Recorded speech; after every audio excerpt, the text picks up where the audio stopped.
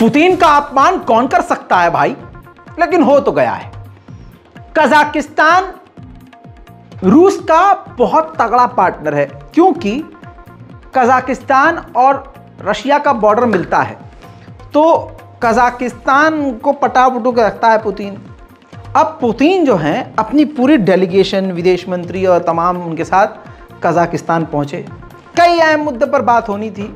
तो कजाकिस्तान का जो प्रेसिडेंट है उसको रशियन आती थी, रूसी लैंग्वेज आती थी। इससे पहले भी वो रूसी भाषा में बात कर चुके हैं। अब पूरे रूस के सरकारी नेता और बगल में पुतिन बैठे हैं, ऐसे में कजाकिस्तान के प्रेसिडेंट को रूस की भाषा में बात करनी चाहिए थी, ऐसा कहा जा रहा है। लेकिन कजाक लैंग्वेज में ही कजाकिस्तान के राष्ट्रपति ने बयान दिया और रूस को संबोधित किया।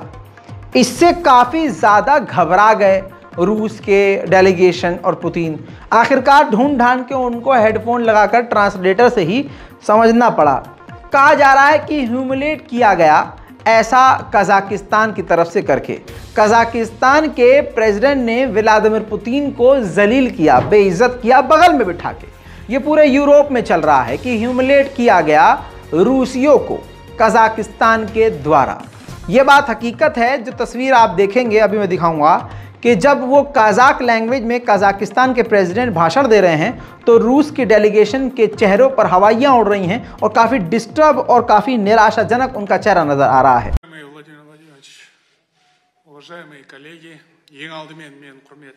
Прежде всего, уважаемый Владимир Владимирович, хочу выразить слова благодарности. Сегодня вы прибыли с официальным визитом в Казахстан, приняв мое приглашение.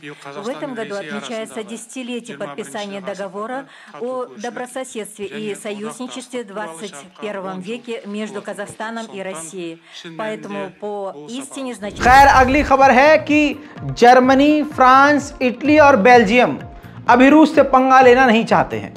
अमेरिका चाहता है कि तमाम देशों में जो रूस की प्रॉपर्टी है उसको जब्त कर लिया जाए, लेकिन जर्मनी, फ्रांस, इटली, बेल्जियम ये देश इस काम में जल्दी करना नहीं चाहते हैं। सलाम, नमस्ते, सत श्री अकाल।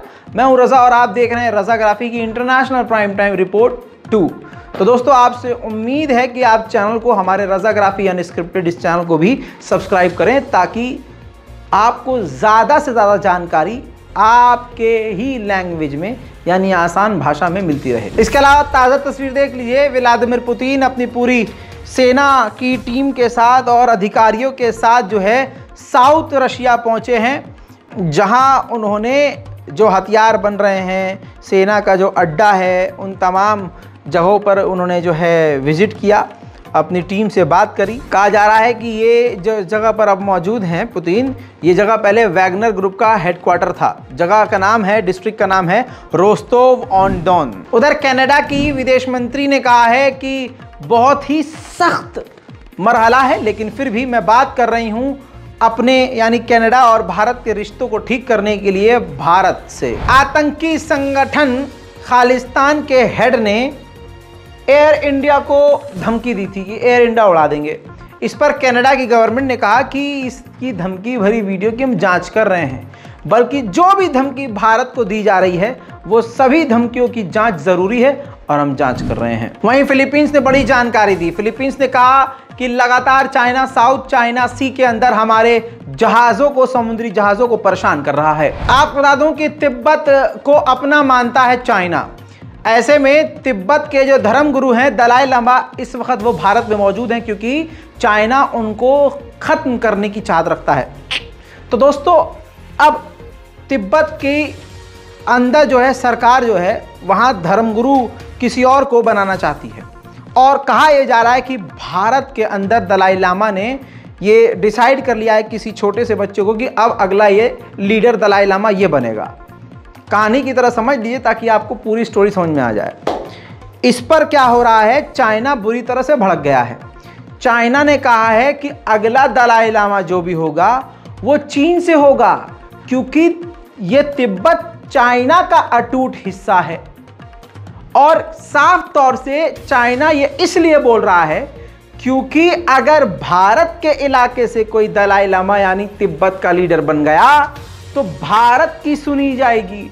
तो चाइना ने साफ कहा है कि अगला दलाई लामा हमारी तरफ का होना चाहिए, चीन का होना चाहिए, और जो भी लीडर होगा उसे चाइना की बात सुननी पड़ेगी। देख रहे हैं आप दोस्तों, लाल आंख,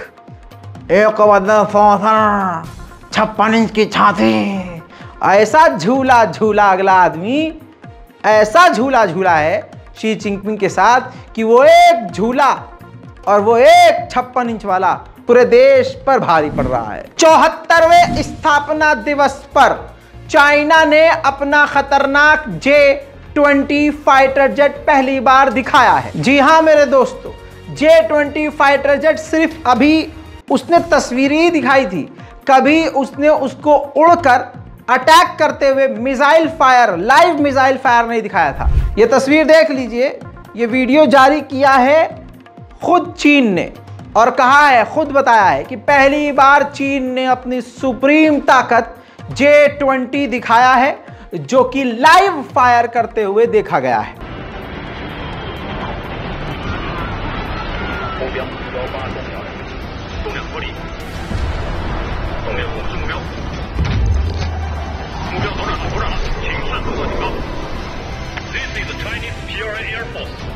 You are approaching our exercise airspace. Leave immediately. Leave immediately. 目标压过者，动摇目标要过线。保安警报，把他逼走。目标溜了，任务完成，请示返航。动量可以返航。 देखिए दोस्तों, जुल्म ज्यादा समय तक टिकता नहीं है। म्यांमार की मिलिट्री ने मिलिट्री कूप किया, कब्जा कर लिया और खूब कत्लेआम मचाया। फिर थक हार कर वहां की आम जनता ने हथियार उठा लिया। अब जब हथियार उठाया तो शुरू में बेचारे वो ही मरे। उनके पास फाइटर जेट है, मिलिट्री के पास, वो फाइटर जेट से बमबारी कर रहे थे।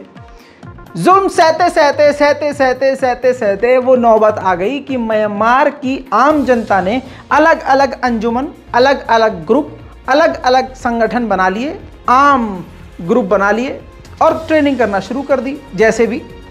उसके बाद आज उन्होंने म्यांमार की मिलिट्री को पैंट में मुतवा दिया है।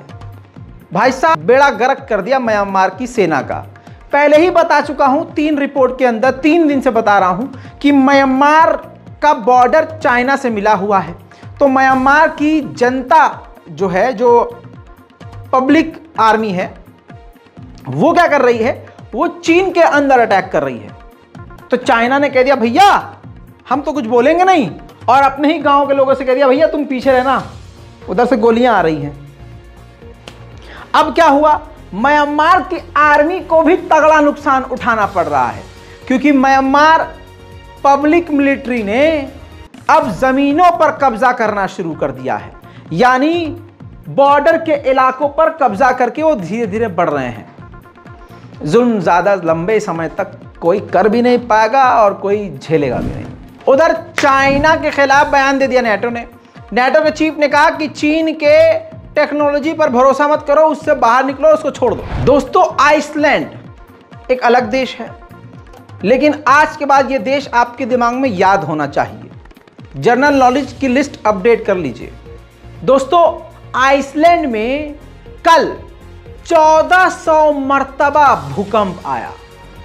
सर मत पकड़िए, सुनिए कैसे, यह मत कहिए कि हो नहीं सकता, हुआ है 1400 मर्तबा, लेकिन ज्यादा खतरनाक नहीं। जैसे 5.4, 5.2, 4.9, 4.3, 3.6 इस लेवल के झटके बार बार आते रहे हैं 1400 मर्तबा। खुदा की कसम, ऐसे झटके और इससे 10 गुना ज्यादा झटके तो इजराइल में आने चाहिए। या अल्लाह तू ही ऐसा कुछ कर दे। बहरहाल ये अंतरराष्ट्रीय रिपोर्ट पार्ट 2 आप देख रहे थे। रिपोर्ट को शेयर कीजिएगा, जब हाथ उठाइए तो थोड़ा बहुत मेरे लिए दुआ कर लीजिएगा। मैं हूं रजा और आप देख रहे थे रजाग्राफी अनस्क्रिप्टेड। जय हिंद।